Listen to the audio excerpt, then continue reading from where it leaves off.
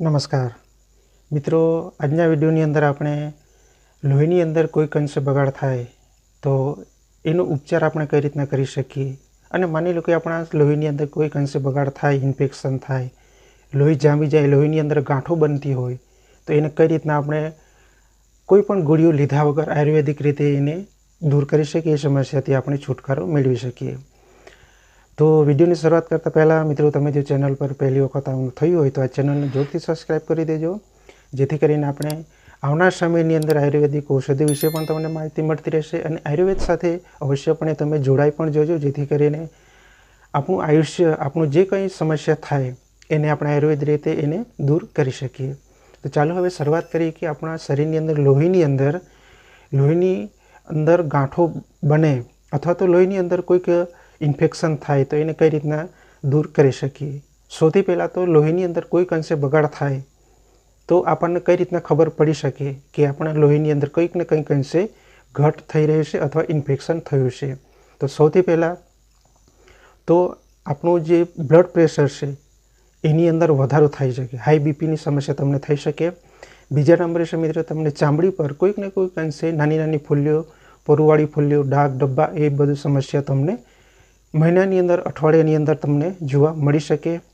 અને બીજા નંબર છે, તમને સંધિવાની તકલીફ પણ થઈ શકે, માથું પણ દુખી શકે અને ખાસ કરીને પિરિયડ સમય દરમિયાન વધારે રક્તસ્રાવ પણ આવી શકે જો આપણા શરીરની અંદર કોઈક ને કોઈક આવી બગાડ થાય તો લોહીની અંદર ગાંઠો થાય તો એની સાથે ઘણી એવી સમસ્યા આપણા શરીરની અંદર આવી શકે છે મિત્રો, બરાબર છે। એટલે તમારે ખાસ ધ્યાન રાખવું।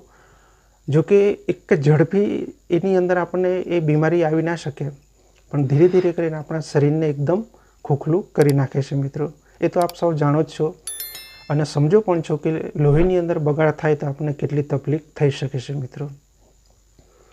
તો હવે શરૂઆત કરીએ કે લોહીની અંદર ગાંઠો થાય અથવા તો ઇન્ફેક્શન થાય, ઝેરી તત્વ જો લોહીની અંદર આપણે પ્રવેશી જાય તો એને કઈ રીતના આપણે દૂર કરી શકીએ।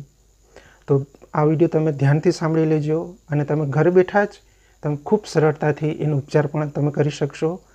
વધારે કોઈ ખર્ચ કરવાની પણ જરૂર રહેશે નહીં અને બને ત્યાં સુધી આપણા શરીરની અંદર લોહીને શુદ્ધ રાખવાની આપણી ફરજ પણ છે મિત્રો।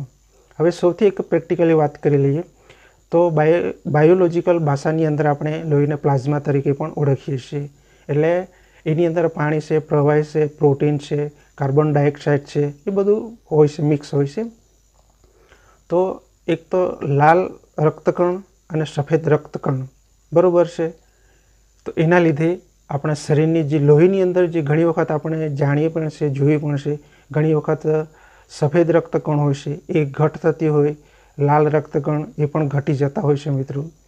અને આપણે ભોજનની અંદર ઘણી વખત આ બધું આપણે ટેવના લીધે આપણા લોહીની અંદર આપણે ખૂબ સામે ચાલીને આપણે લોહીને બગાડી શકીએ છીએ। તો સમય જતાં ઘણી એવી તકલીફ આવી શકે અને સૌથી અગત્યનું એ છે કે લોહીની અંદર ગાંઠો થાય તો આપણે સૌ અત્યારના સમયની અંદર સૌને ખ્યાલ છે કે હૃદય રોગની સમસ્યા વધી રહી છે મિત્રો।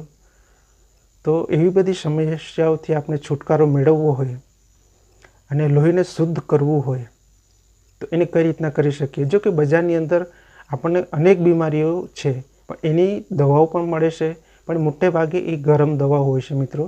લોહીને પાતળું કરવાનું, લોહીની જે ઇન્ફેક્શન હોય એને દૂર કરવાની જે દવાઓ મળે છે મિત્રો, એ મોટે ભાગે વધારે ગરમ હોય છે મિત્રો। એટલે આપણે બને ત્યાં સુધી આયુર્વેદ રીતે એને દૂર કરી શકીએ। તો હવે શરૂઆત કરીએ અને ચેનલ પર પહેલી વખત આવવાનું થયું હોય તો મિત્રો જરૂરથી સબસ્ક્રાઈબ પણ કરી દેજો અને કોમેન્ટ પણ જરૂરથી કરજો અને વિડીયો પસંદ આવે કે લાઈક જરૂરથી કરી દેજો। તો સૌથી પહેલાં તમારે હળદરવાળું દૂધ પીવાનું ચાલુ કરવું, બરાબર છે, એટલે તમને ખૂબ રાહત મળશે। તો હળદરની અંદર ઘણા એવા ગુણધર્મ છે, એ તો આપ સૌ જાણો જ છો। આપણે ભોજનની અંદર શાક બનાવીએ એની અંદર દરરોજ વાપરીએ તો છે જ, પણ આપણે લોહીની અંદર કોઈક ને કોઈક અંશે બગાડ થાય, લોહી જામી જાય, લોહીની અંદર નાની નાની ગાંઠો બનતી હોય તો તમે હળદરનું સેવન કરવાનું ચાલુ રાખો। થોડું ગરમ પાણી કરી દેવાનું, એની અંદર હળદર નાખી મિક્સ હલાવીને એને તમે સવારે ભૂખ્યા પેટે તમે પીવાનું ચાલુ કરી દો તો પણ તમને રાહત મળી શકશે। અને બીજા નંબર છે મિત્રો આદુવાળી ચા પીવાનું ચાલુ કરી દો તો પણ તમને એની અંદર ખૂબ રાહત મળશે। જો કે આદુની અંદર પણ ઘણા એવા ગુણધર્મ છે જે આપણા શરીર માટે ખૂબ અગત્યના છે, બરાબર છે। અને ત્રીજા નંબર છે મિત્રો તજની ચા બનાવીને તમારે પીવાની, બરાબર। એને થોડુંક ચા આપણે જે રીતને બનાવીએ એ રીતને તમે તજ નાખી દો, ઉકાળી દો, ત્યારબાદ તમે એનું ખાલી ઉકાળું પણ તમે પી શકો, કોઈ વાંધો નથી। અથવા તો તમે ભોજનની અંદર તજનો પણ તમે ઉપયોગ કરી શકો। અને ચોથા નંબરે છે મિત્રો તમે દેશી ગોળ હોય ને એ દેશી ગોળ લઈ લો અને 1 થી 2 કળી તમે લસણ લઈ લો, એ વાટી નાખો અને ગોળ સાથે મિક્સ કરીને તમે એનું સેવન કરો તો પણ તમને લોહીની અંદર કોઈક ને કોઈક અંશે બગાડ હોય, જો તમને તમારા શરીર પર એના લક્ષણો જણાતા હોય, ઝીણી ઝીણી ફૂલ્લીઓ થતી હોય, પરુવાળી ફૂલ્લીઓ થતી હોય, ફૂલ્લીઓ થાય, પરું નીકળી જાય એટલે ત્યાં તમને ડાઘ પણ જોવા મળી શકે, તમારું બ્લડ પ્રેશર પણ વધી શકે, થાક પણ લાગી શકે, માથું પણ દુખી શકે, ઘણા એવા કારણો તો તમને ઓટોમેટિક ખ્યાલ આવી જશે જો તમારા લોહીની અંદર કોઈક ને કોઈક અંશે બગાડ હશે તો તમે ગોળ અને લસણની 1-2 કળી મિક્સ કરીને તમે એનું સેવન કરો। પણ ખાસ કરીને મિત્રો એટલું યાદ રાખજો, તમારે શિયાળા ઋતુ અને ચોમાસાની અંદર તમે એનો ઉપયોગ કરજો, જો કે ઉનાળાની અંદર આપણે ગોળ અને લસણનું સેવન ના કરવું, બરાબર છે, એટલું ખાસ તમે ધ્યાન રાખજો। અને બીજા નંબર છે મિત્રો આપણે સૌ જાણીએ જ છીએ અને સાંભળ્યું પણ છે ઓમેગા 3, બરાબર છે।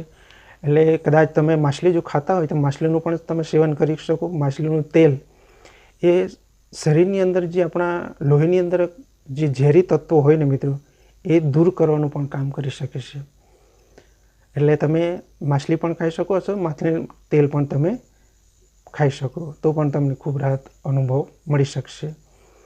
અને બીજા નંબરે છે મિત્રો તમારે ઘઉંનો જે જવાર આવે ને એ તો આપ સૌ જાણો જ છે ને જોઈ પણ હશે, એનું સેવન કરો એટલે તમારા શરીરમાંથી 100% તમને ખૂબ રાહત મળશે।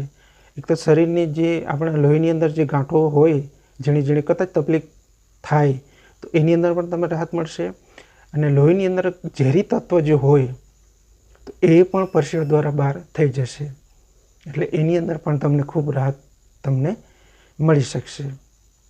ઘણા એવા ઉપચારો છે મિત્રો, પણ આ સૌથી બેસ્ટ અને ખૂબ સરળ ઉપચાર છે, તમે એનો જરૂરથી ઉપયોગ કરજો।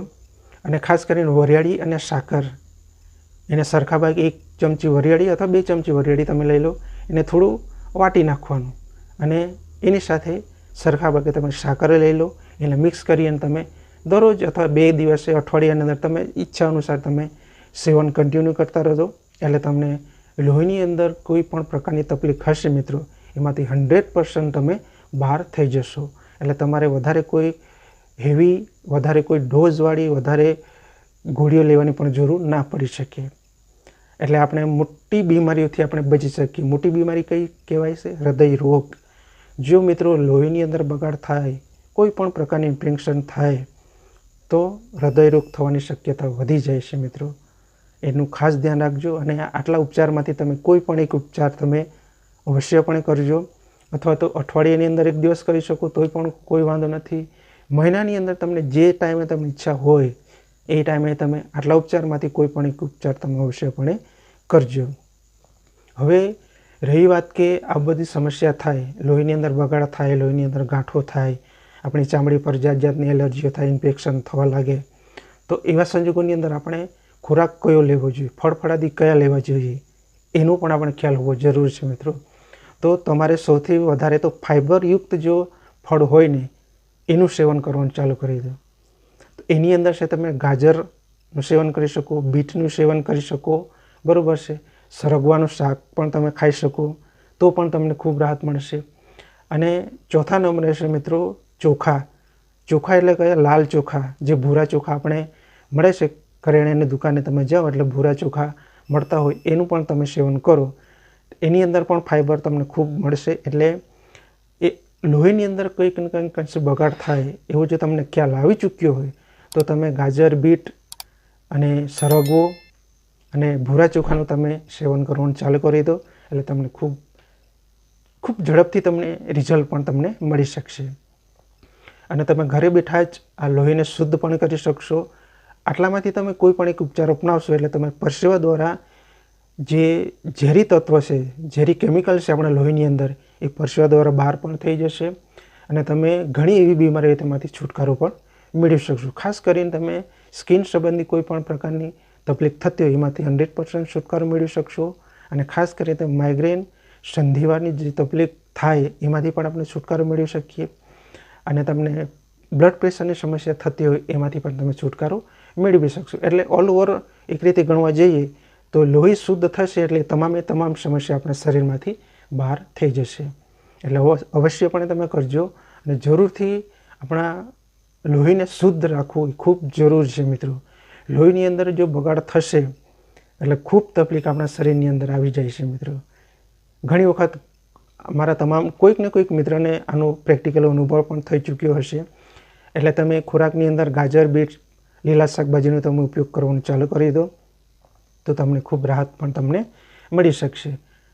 અને ખાસ કરીને તમારે ઘઉંનો જુવારનું તમે સેવન કરજો એટલે લોહી પણ શુદ્ધ થશે અને લોહીની અંદર જે ગાંઠો બની જાય, લોહી જાડું થઈ જાય, લોહી ઘટ્ટ થઈ જાય એ પણ ધીરે ધીરે કરીને રિકવરી તમને જોવા મળી શકશે। અને હળદર એટલે આપણે ભોજનની અંદર હળદર લઈએ છીએ એ જ એક બીજું હળદર આવે છે મિત્રો, આંબા હળદર। આંબા હળદરનું સેવન નથી કરવાનું। આંબા હળદર ક્યારે આપણે એનો ઉપયોગ કરી શકીએ? કોઈક વખતે માની લો કે આપણે પડી જઈએ, આપણા શરીર પર વાગી જાય અને અંદરની તરફ આપણે લોહી જામી જાય એટલે એટલા ભાગે આપણે કાળો ડાઘ આપણે જોવા મળી શકે, બરાબર છે? તો એવી જગ્યા પર તમે આંબા હળદરનું વાટી એની પેસ્ટ લગાવો એટલે લોહી ત્યાંથી છૂટું પડી જશે। એવા સંજોગોની અંદર તમે આંબા હળદરનો ઉપયોગ કરી શકો। જો કે આ લોહી શુદ્ધ કરવામાં આંબા હળદરનો તમારે ઉપયોગ નથી કરવાનો। આપણે જે દરરોજના આપણે ભોજનની અંદર ઉપયોગ કરીએ છીએ એનો જ તમે ઉપયોગ કરજો એટલે તમને ખૂબ રિકવરી પણ તમને મળશે। અને તજનો ઉપયોગ કરજો, ગોળ અને લસણનો તમે ઉપયોગ કરજો, વરિયાળી અને શાકરનો પણ તમે ઉપયોગ કરી શકો। અને મહિનાની અંદર એક બે દિવસ તમે માછલી ખાતા હો તો માછલીનું પણ સેવન અવશ્યપણે કરજો, જેથી કરીને મોટી બીમારીઓથી આપણે બચી શકીએ અને આપણા શરીરને પણ સુરક્ષિત રાખી શકીએ। તો આ વિડીયો તમને કેવો લાગ્યો જરૂરથી જણાવજો। અને ચેનલ પર પહેલી વખત આવવાનું થયું હોય મિત્રો તો ચેનલને જરૂરથી સબસ્ક્રાઈબ કરી દેજો, જેથી કરીને તમને આયુર્વેદિક ઔષધિઓ, જંગલી જડીબુટ્ટીઓ વિશે સચોટ માહિતીઓ પણ મળતી રહેશે। અને આવનાર સમયની અંદર કદાચ આપણા શરીરની અંદર કોઈ બીમારી થાય તો એવા સંજોગોની અંદર તમે એ જડીબુટ્ટીઓનો તમે ઉપયોગ કરી શકો, જેથી કરીને આપણા શરીરને પણ સારું રાખી શકીએ, વધારે ગોળીઓથી આપણા શરીરને બચાવી પણ શકીએ અને ધીરે ધીરે કરીને સમસ્યાથી આપણે છુટકારો મેળવી શકીએ। તો જરૂરથી આજના વિડીયોની અંદર તમે કમેન્ટ કરજો અને મળીએ કોઈ બીજા વિડીયો સાથે। ત્યાં સુધી તમારો ખ્યાલ રાખજો, પરિવારનો ખાસ ખ્યાલ રાખજો અને બને ત્યાં સુધી લોહીને શુદ્ધ રાખવાની કોશિશ જરૂરથી કરજો। અને લોહીની અંદર ગાંઠો થાય, લોહી ઘટ્ટ થાય એવો કદાચ તમને અનુભવ થાય, એવા તમને કારણો દેખાય તો આજથી જ આ તમે ઉપચાર કરવાનું ચાલુ કરી દેજો મિત્રો। એટલે તમને ખૂબ સારું રિઝલ્ટ 10 દિવસ 15 દિવસની અંદર તમને રિકવરી પણ જોવા મળશે। અને ચામડીની અંદર ઉપર આપણે ઘણી વખત એના લક્ષણો તમને જણાશે તો એ લક્ષણો પણ ધીરે ધીરે કરીને ધીરે થઈ જશે, ઓછા થઈ જશે। ચોક્કસપણે આ તમે ઉપાય કરજો। તો મળીએ કોઈ બીજા વિડીયો સાથે। ત્યાં સુધી મારા તમામ દર્શક મિત્રોને લાંબુ અને સુરક્ષિત આયુષ્ય મળી રહે એ પ્રભુની પ્રાર્થના। જય શ્રી કૃષ્ણ, રાધે રાધે।